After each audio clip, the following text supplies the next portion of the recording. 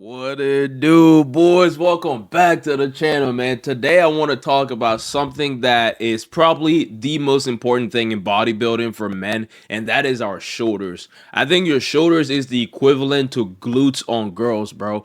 A girl with a nice butt is an attractive girl. A man with a nice shoulder is an attractive man. Now, first of all, this is the human being that's talking about shoulders. I think it might be the best part of my physique. Alright?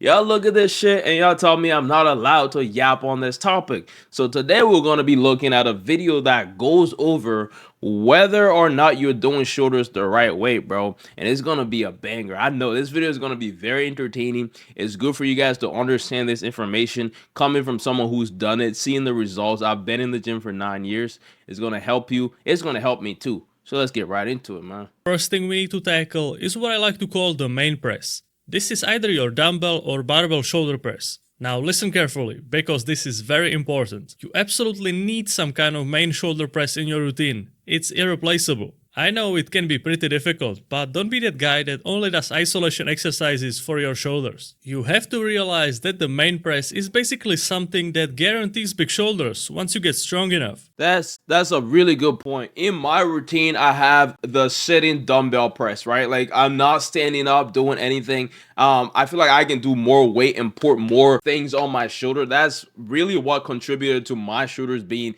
the best part of my body. I feel like also I got abs, but I'm just saying, if you're doing something that is standard, like a dumbbell bench, a dumbbell shoulder press, or even a standing up shoulder press with the barbell, if you do that, you can almost guarantee that you're gonna have good shoulders. But what he's saying here about also like you overloading that, he's gonna go into more detail talking about doing 200 pounds with it, and the more weight you do, the more you can guarantee your shoulder is gonna be extremely built. You're gonna have the boulders. My only issue to that would be, bro, is like, yo, the more you do it, the more you increase the weight on your shoulder, the higher the chances of injury.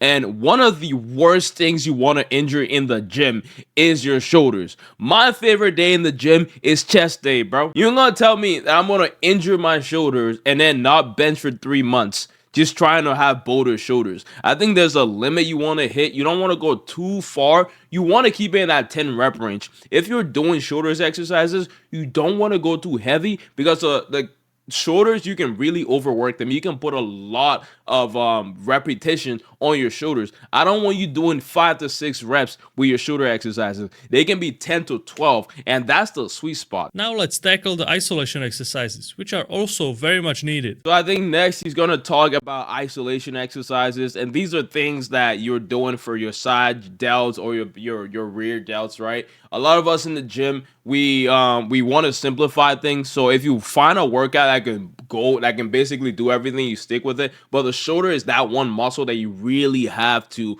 isolate a lot of things, guys. You got to do the lateral raises. That's my favorite exercise I would say that's my favorite exercise when it comes to shoulder workouts. I don't do a lot of weight. I keep it at 25 to 30, right? And then I go like boom, boom, boom. I hit that shit to failure for 3 sets, and oh my god, boy, I come out of there, I'm looking like the Hulk, bro. You see that? Hold up, y'all can probably see this. Like, you see the cut, right? Like y'all see that, right? Like when I hit this, oh my god, bro, the kid be looking crazy. The kid be looking crazy, bro. I'm telling y'all gotta listen to me, bro. I'm gonna pull y'all boys on. Working out is way easier than y'all think. I'm not doing this with supplement gummies. I'm not sniffing creatine. I'm not doing anything, bro. This is all natural. This is all food, bro. I have my own food that I make, that I eat, that works for me. And I think it can work for a lot of people. And I think these are knowledge things that got to be shared out there with the boys. And I got y'all, man.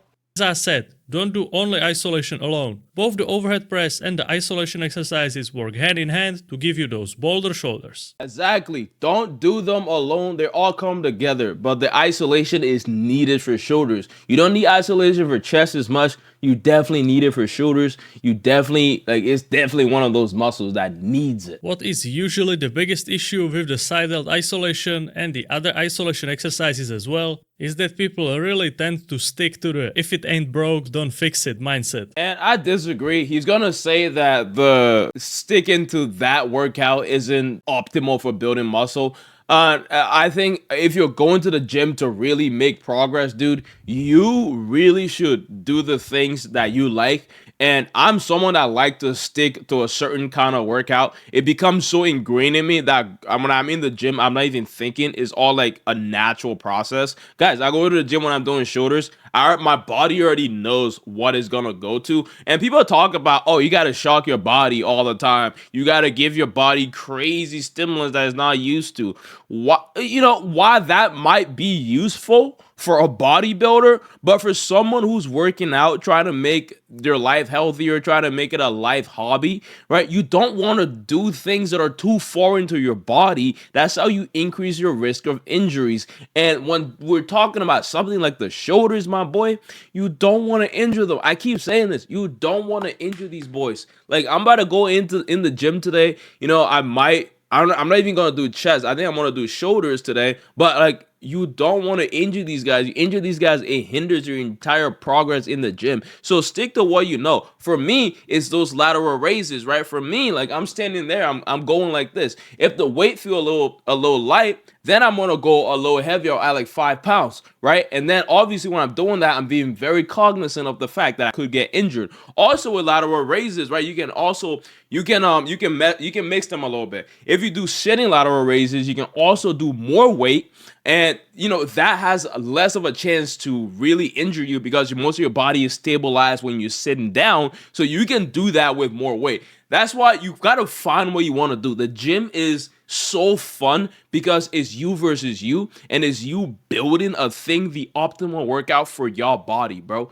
You can listen to me sometimes if you want to take some advice, but at the end of the day, I think my best advice to you is to not listen to me in terms of doing what you want, but listen to me in terms of not trying to get injured, in terms of actually, like, if you want to make a progress, if you have a question, that's when you go and listen to people. You got to do what you want ultimately for you. Oh, you just get too comfortable with the one exercise that you have been doing for years, seemingly with no results. And when the time comes to do that exercise, you don't even really give it a deeper thought. It's just the same thing as always. But it's this type of stubbornness that keeps your shoulders small. That keeps your shoulders small. Not everybody too have good shoulder genetics. Like, some people, I think me, I just have pretty good shoulder genetics. Like, it's not like I ever really focused on my shoulder alone, but my shoulders were always like popping. I always have the cap delts, the bicep, the tricep, like that flow right there. Like, girls love that.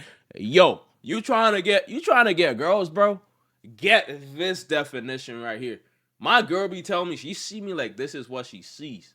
All right, she sees this, and then she's coming to the chest. Because most of it, they're not really gonna see the abs like that, right? They're not gonna see all that. But if you can really work on that definition on your arm here, bro, oh boy, they gotta prepare for you, dog. They gotta prepare for you. That's like instant riz right here, bro. This is instant charisma. You got that shit, oh my lord. Now, the other part of this video that is very interesting to me, I want you guys to learn, is when he starts to talk about the split that you're doing, how you're working your shoulder in cooperation with all your workouts. Are you doing chest and shoulders on the same day? But if you feel like your chest is doing fine and your shoulders are really not where you want them to be, then go ahead and put the overhead press before your chest press. This is once again a relatively small change, which anyone can make in a matter of seconds, but you will feel the difference instantly. Or you can solve it by training your chest and shoulders on different days. For example, by using the Arnold split training plan, where these two body parts do not overlap. I cannot stress this enough. If you are training your shoulders and your chest on the same day, you are missing out.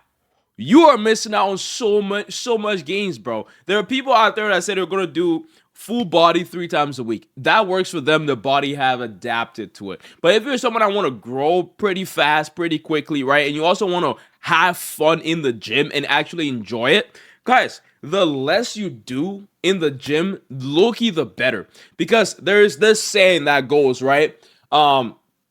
Divided focus equals divided results. If you go into the gym to do chest and shoulders, you're going to have divided results on that day. If you go to the gym to do chest, all your results is going to go in the chest. Your focus is going to go in the chest. You're also going to be more happier, more motivated because, like, you don't have to do that much work in the gym. all you have to do is really focus on that chest. I used to have chest and tries in the same day because that was what people were saying. And I did that for a couple of years, and I realized that I didn't really give a lot of attention to my triceps because I would put so much energy into working out my chest. And I realized I could just do chest, right? I could just do back on their own separate days. I do shoulders on its own separate day. You gotta fit in your split. Your split is ever changing. It's ever growing. It's never the same, right? You maybe work better or you may like back day better. So that means after your back day, you might actually have time to do other workouts, right? I like my shoulder day. So when I do shoulders, I can say, oh, I'm happy. Let me do my freaking my arms, right? Because now you have the shoulders and the arm pump. Boy, you looking good coming out of the gym. Boy, you looking good in the gym. You look good in the gym when you combine your shoulders and your arms, right? So I'm doing all that. I'm like, yo, the aesthetics, the timing, this is the set, this is the flow that works for me. And it does. And like I've been loving it. Right, the fact that I can do my shoulder, which takes like 30 minutes to do, and then like really focus on my arms. And sometimes when I'm like a little tired, I'm not gonna go into arm on shoulder day. I'm gonna keep arm on its own day. So let me know down in the comments if this helped you guys actually get better shoulders, and also overall help the way you're gonna work out in the gym, and maybe even help your physique in the future.